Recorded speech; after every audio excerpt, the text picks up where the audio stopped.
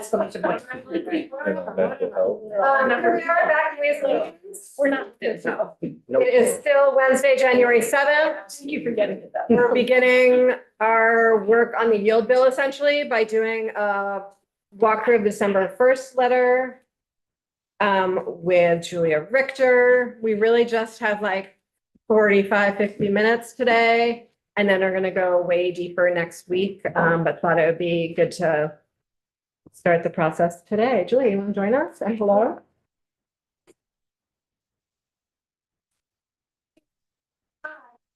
Peter.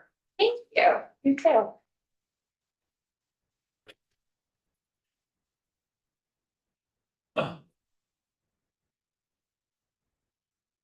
Hello, everyone. Good to see you all again. Good to see you. I'm Julia Richter with Joint Fiscal Office. As the chair mentioned, we're talking about the December 1st letter and the yield bill. There are a number of documents that are on your committee page. There's two slide decks that I guess I wonder, would you like to start with talking about the December 1st letter or start with talking about the yield bill? Maybe the December 1st letter because it happens first chronologically. Okay, that sounds good. Does that make sense for you? That's what I would have Great. probably recommended. So that PowerPoint is on the committee page under my name titled December 1 Letter Update. I'll pull it up on my screen.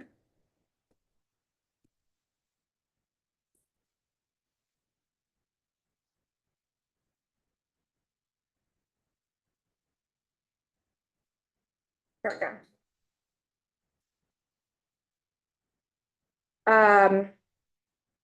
So some of these slides will look familiar if you came to the all legislative briefing or from last year. And so this is really a reminder for all of you in terms of December 1 letter, what it means, but then also what did this year's December 1 letter say? So you know, we're nonpartisan fiscal office. That is still true.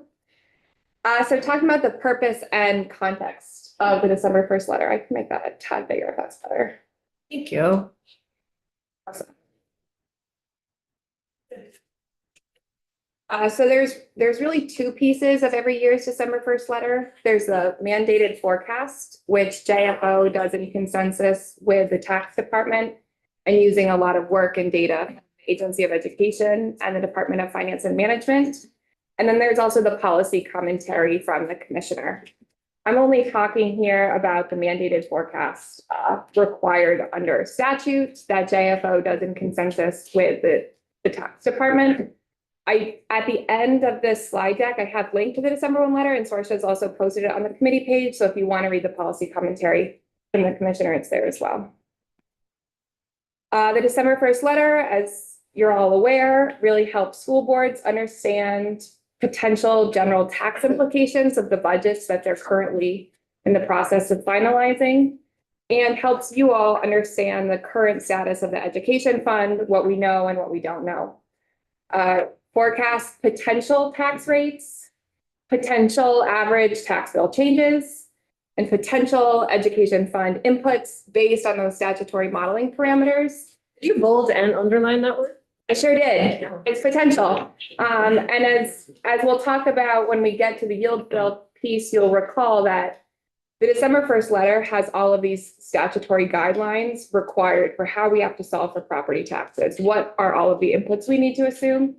After that, it's really a policy decision for you all in terms of what the yield bill looks like. And we'll talk about that in more detail. And that December 1st letter is based on 60-some% of budgets that have come in, is that correct? I don't want to testify. I don't know the exact percentage off the top of my head, but it's more than 50% and less than 100%. It varies every year. And basically the way that that works is the agency sends out a survey to school districts and says, what is your best estimate of what your education spending is going to increase? What percentage? And then for the districts that do not submit their best estimate, the agency looks at all of the estimates they've compiled and applies a percentage against those that have not submitted. So this year's percent was an estimated 5.8% increase in education spending growth. Okay, thank you. And we will get to the Ed Fund Outlook, which has all of those numbers outlined, but this is just level setting. So really a starting point. This slide is a reminder of where we are in terms of education finance, and the timeline. So we know really it could start anywhere in the timeline, right? It's always happening. It's just wherever you are in the year. But school boards begin preparing their budgets usually in late summer, early fall. And then for the December 1st letter, Commissioner of Taxes publishes that letter. JFO publishes the consensus Ed Fund Outlook, forecasting those rates and bill changes for next fiscal year. And now we're in this big block here where at the local level, school boards are continuing to prepare and warn their budgets for voters. They're using those impacts of the December 1st letter to inform those budget decisions and putting those budgets to a vote usually on town meeting day. At the same time, you all are working on the yield bill and other policy decisions to set property taxes for the coming fiscal year while information continues to be updated.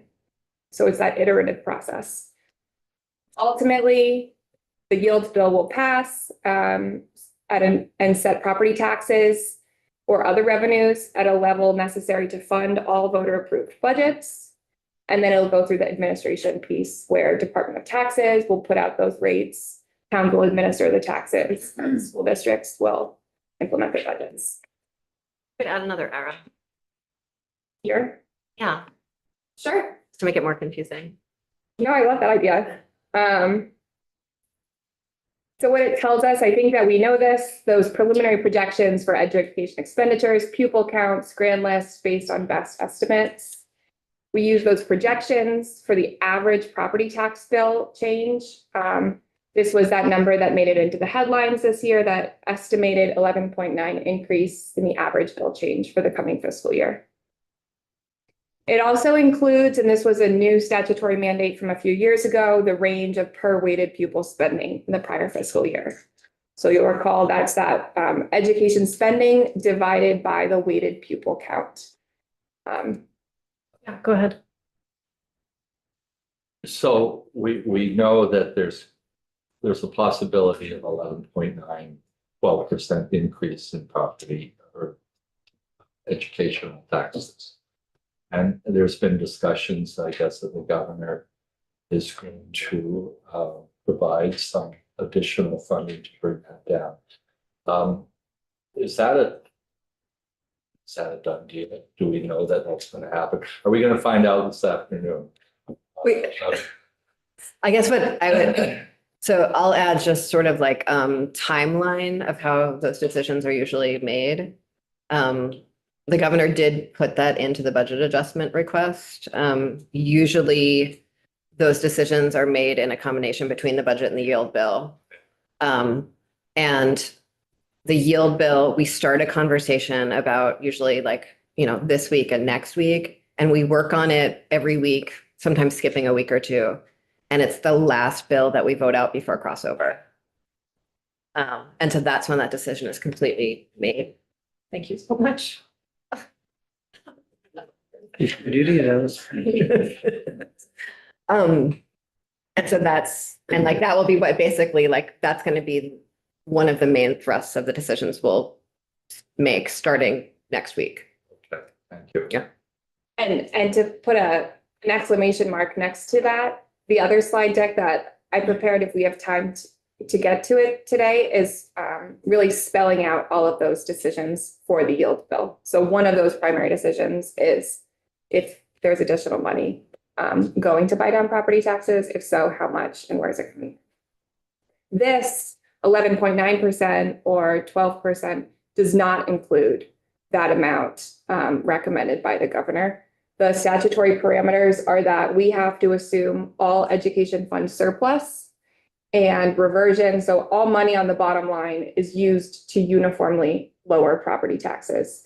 So the estimate of 11.9% does do that and uses the approximate 21 million in unallocated unreserved that's estimated at the close of FY26 to lower property taxes. So, and I think to clarify also, I think simultaneously the sense off stuff is still working in. So part of the increase is that some districts are experiencing a lower tax price for education because they are getting more weights and others are losing weights. They're, experience a higher tax rate. So this isn't just straight spending decisions. This is a bunch of other factors weighing in. Absolutely. Yeah, so in addition to spending decisions, there's also the prior year's decision to use over 100 million in one-time money to lower property taxes. So that's going to put upward pressure on the average bill change. It creates This year. that we have to dig out. Can we get testimony? I think it'd be really helpful to, since we keep using that as a policy tool, to bring in the distribution of districts that show that range of per pupil spending and maybe look at who the lowest per weighted pupil spending districts are and the highest per spending, because I think that would be a very instructive activity. Oh, Mark's not here anymore. Yes, we can do that. Not that Mark, the Mark that was sitting on the bench. No, yes. Still here. Yes. Okay, back to you, Julia. Okay. So we've already talked about this. It's not presenting the final policy decisions. So not presenting final property tax rates, bill growth, expenditures, appropriations, nor education fund revenues. And that will ultimately depend on local and state decisions, federal decisions as well, but because we're talking about the statewide education fund, really focusing on local and state decisions here. Yes. And there was also some work being done around Medicaid, and I know that there's a bill out that's looking at placing school-based Medicaid under AHS. That could have Yes. very, very significant financial impact. Yes, I think I'm a co-sponsor of that bill. Yeah, I think we need to see that because that, Mhm. what's happening, I mean, there's a lot that's happening. I think we need to see that modeled. And I know the agency was not able to provide us any information during the task force process related to Medicaid and school-based Medicaid. Be great to get some of that if we could during the session. Yes. Whose bill is that? It's I- our chair. Chair. I think I'm co-sponsoring it with Representative Houghton, Shy, and Conlon. Maybe it's like somewhere in my. Was it a request from the administration? No. But it's not, there's not disagreement. From the- Yes. We talking for 1 minute, everyone. Thank you. I want to just clarify, it was not a request from the administration and the administration was not, did not seem particularly uncomfortable with it on first conversation. Oh, I don't think they're uncomfortable at all, but it will have significant impacts. Julia, let's do this presentation. Yes. Okay, so just a couple more slides until we get to the outlook. We know it's a process of extensive modeling and it uses many inputs and many assumptions, which include the non-property tax revenues, education spending and appropriations, grand list growth, prior year policy decisions. Ezra Holben from JFO, he compiled a document that outlines all of the major inputs and underlying data assumptions that were used in this year's December 1 modeling. It's included at the end of this slide deck and also posted on the committee page under my name. I would encourage you to look at it if you're really trying to understand some of the more weedy data pieces. We were hoping to make it a little bit less of a black box and make it more understandable. I think it's a really exciting new addition to the December 1st letter process, and I really appreciate that you all did that. Thank you. Yes. Is the tax expenditure report updated annually too? I'm not sure if it's annual or I think that's every annual, every year. and it's being updated this summer. Given the robustness of concern around escalating education growth, could we get the breakout for the education fund related tax expenditures that are non-K-12? Just so we have that information. That are non-K-12. Yes. Yeah. I think that's in our testimony from last year, but we can But I have have to that get back in. updated 26 numbers. Maybe let me check. I want to make sure we get through Julia's presentation. So I'm gonna ask you to go through it, have us ask clarifying questions of Julia, and I'll ask for additional testimony at the end, the way I did earlier this morning. This is my final slide on this deck. So this is the next steps. So as you know, we will continue to update modeling and data that underlines all of the estimates. The data, this is not an exhaustive list, but the big things that are updated over the course of the session are grand list data, non-property tax revenue. So that'll be with the e-board and an economist forecast that comes out next week. School district budgets as they come in, we still don't have the final weighted pupil count, so that will impact the modeling. And then ultimately other legislative policy decisions. So as the session continues, there will be multiple times where we will update the underlying modeling and data. And we let you know if those updates have been made. And we freeze it around decision points so that you're working off of apples and apples for your decision. Okay. Oh, and then these are some of the resources that are published under my name, but I also thought it would be helpful to include them in the slide deck. And that is all of the slides I had prepared. Should I move on to the Outlook? That'd be great. Okay. Gonna go ahead. Just again, the annotated guide is fantastic. Thank you.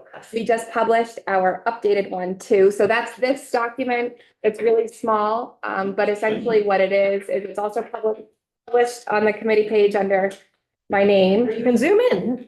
Yes, and we created that so that you could understand what each one of the cells on the Ed Fund Outlook mean. I'm just pulling up the Outlook now.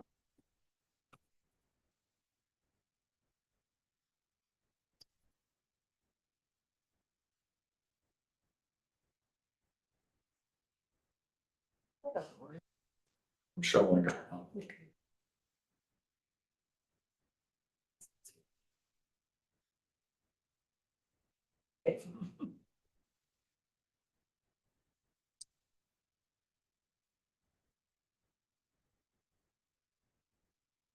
So, Madam Chair, would you like me to just walk through it, big picture? So, Okay, does it make sense for everyone? great. Yeah. Sure. All right, so this is the Ed Fund Outlook that was published for the December 1st letter. We will continue to publish them over the course of the session, but this is the only one we've published thus far for FY 2027. You'll recall these top lines, A through J, represent sort of the summary lines. So what the Education Fund Outlook is showing us. We see those average rates and uniform rate in A through C. You'll recall that these are equalized, meaning that they will be adjusted at the local level if the local town's CLA varies from the statewide average. We see the yields that were set last year for here we see the yields that were set last year. Here we see the rate and yields that were solved for in the December 1st letter per the statutory guidelines. You see the average estimated average percentage bill change compared to the prior year, here of 11.9%. This uniform is referring to the property classes, right? You'll recall there's homestead, non-homestead, and income sensitized taxpayers. And only for the purpose of the December 1 letter, we have to model so that the average bill change is uniform or the same across those classes. That being said, we know in reality, it will be varied across the state. Even if it's solved for a uniform average, it is just that, an average. A weighted average, but still an average. Here in line H, we see the education spending growth that was estimated by the Agency of Education. That was what we were speaking about earlier with Representative Higley of the 5.8%. So that AOE collected those surveys and then used those survey results to estimate the 5.8. And so when I see that like last year's education spending growth was 5.5% and this year's is just 5.8%, but our average bill change is so different between the two, lots of policy decisions led to that. Yes, absolutely. One of the there's a few underlying pieces. I didn't include this chart today, but now I wish I had. That essentially shows, how fast education expenditures are growing and how fast non-property revenues are growing. We see we know that the non-property revenues in the education fund are growing at a slower rate then education expenditures out of the education fund, which means that all else equal, property taxes have to continue to make up a larger share. In addition to that, this average bill change is compared to the prior year. So if in one year, a lot of money was used to one-time reduce property taxes, you have a lower base against which you're comparing against in the next year. So those are some of the pieces that are contributing to that difference between the 5.8 and the 11.9. So I would like to see that property tax chart you were just talking about versus you said you had it all printed out. So is it gonna be a lot of work for you to do that, Julia, or is it just running it off? It's just finding the slide and sending the link to Sorsha. So I'll do that as soon as I'm done. Better. And then we can review it together next week. Yeah. Okay, that'd be helpful. And I'm not really clear on what you just said about lines G and H. And I don't know, maybe we will have a chance to get clarity on it later, or should we have her repeat it now? Can you repeat it now? Do you want me to repeat or do you have a specific? I don't understand the difference between that 1.1% and the 5.5% this year. I Sure. don't know how we got there. Sure. So in this fiscal year 2026, this is the current fiscal year that we're in right now. And when we were in this room talking about the yield bill last year, this was what you all were deciding what to do. So when we look at this in line G, the uniform 1.1%, and then in FY 27, the uniform 11.9%. This is referring to the estimated average bill change, average property tax bill for property taxpayers across the state.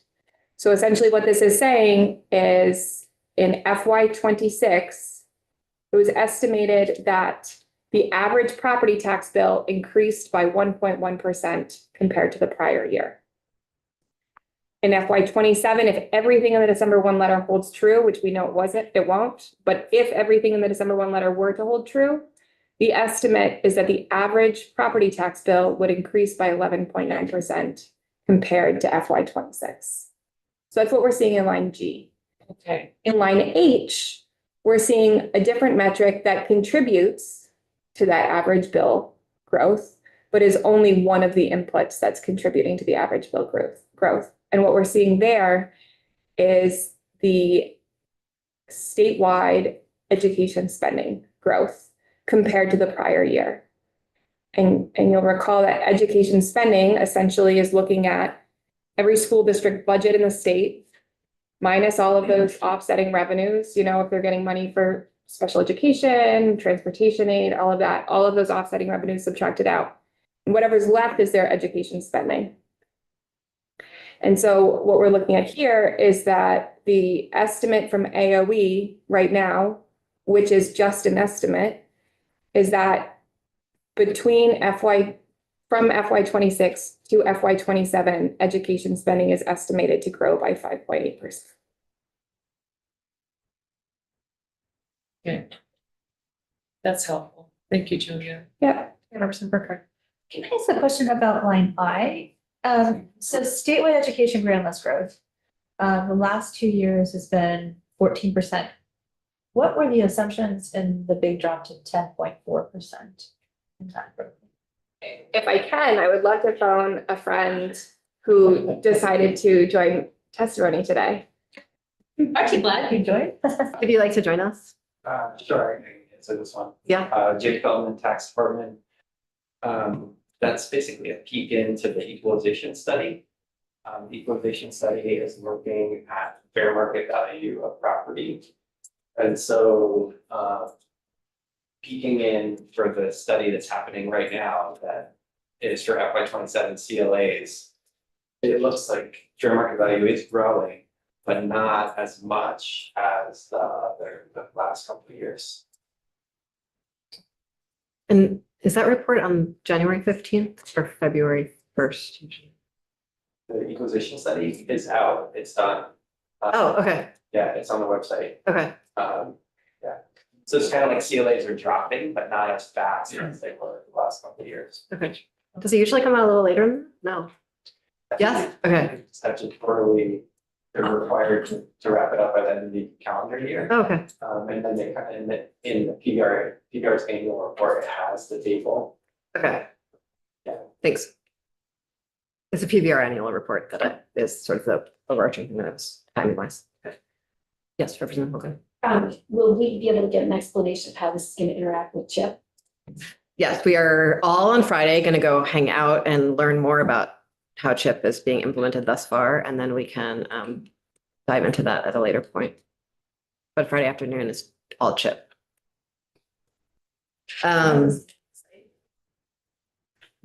Charlie might have to go to another meeting, actually, unfortunately. Did you have something for Julia?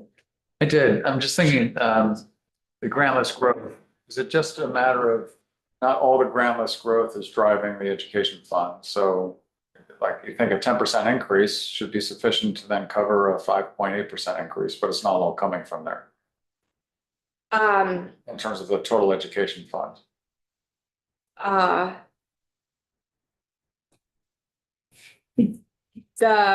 When thinking about grantless growth and the way that the education fund is filled, it's important to keep in mind that the overall property tax bill only needs to increase if the amount that needs to be raised from property taxes increases.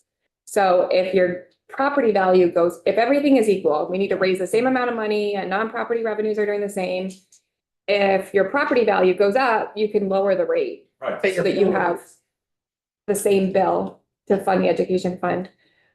So what we're seeing here is while the grant list is growing, that's why looking at the change in rates is really not intuitive and really does not tell the full story. It's just telling you one part of an equation. So grant list growth could be growing by 1 billion%, and property tax bills could be the same if nothing needed to change. I was just thinking if the spending was the same and you had 10% growth, the rate could stay the same, you'd have more than enough money.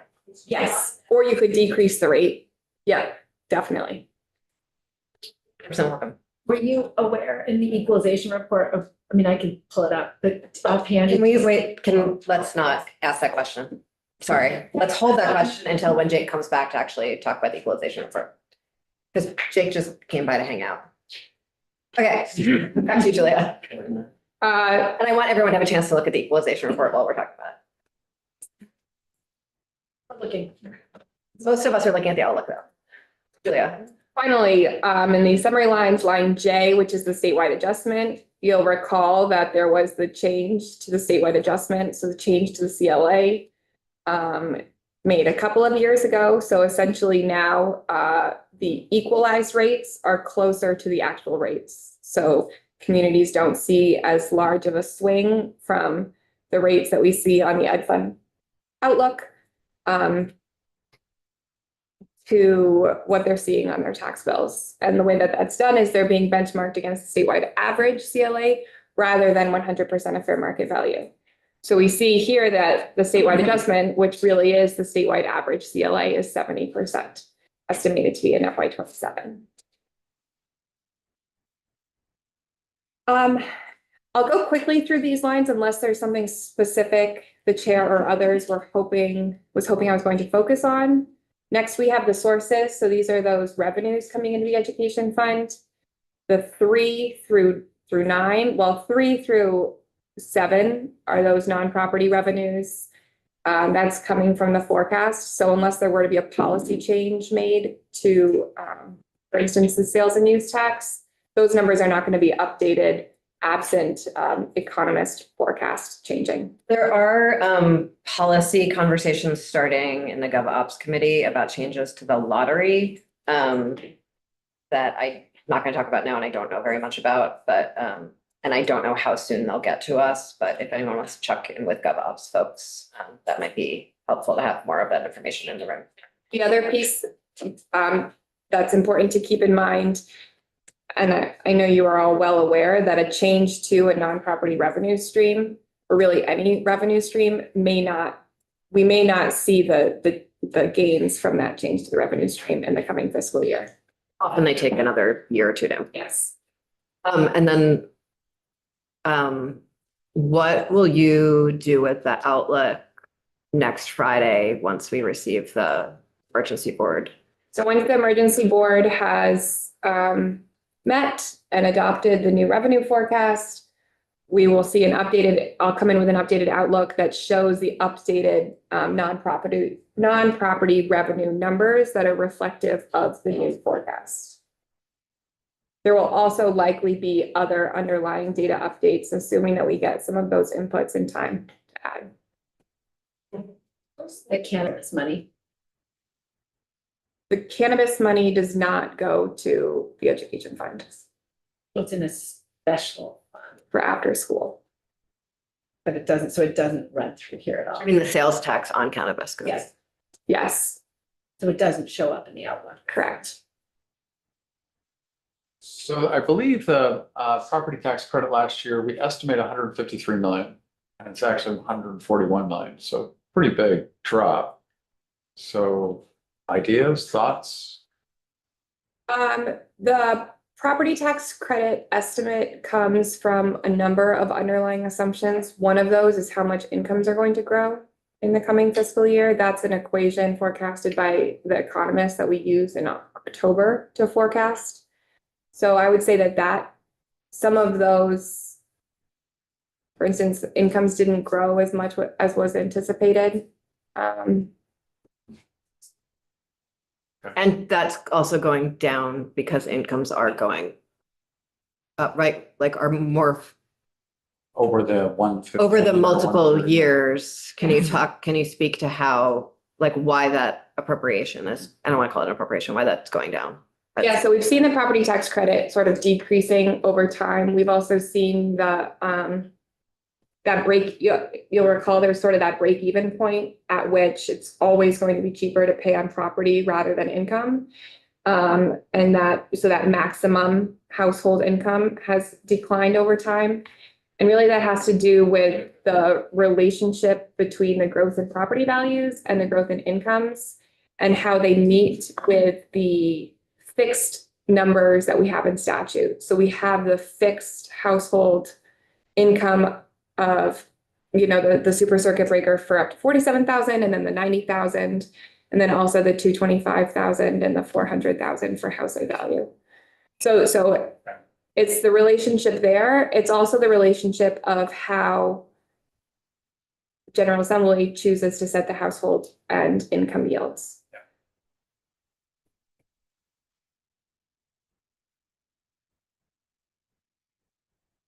Here we see in line 7, line 8, sorry, the one-time general fund transfer, you see that 77.8 million that was used in fiscal year 26 to decrease the property tax bills. Throughout Paige's question, we see here that it's not being included in FY 27. So this is where if we were to be booking any additional general fund money in FY 27, this is where that would show up. But that's never an assumption in the December 1st letter. Absolutely, yes. That would be a policy decision that you would need to make. Madam Chair, if I could, and there's been talk about this as far as that $77 million, but I think a lot of folks have talked about over $100 million. And I thought that line 36 maybe, so there was some 40-some million dollars that was used last year as well. Is that correct? Yes. Okay. So yes, absolutely. So this is showing solely the general fund portion, but there was also the education fund surplus that you're mentioning. Thank you.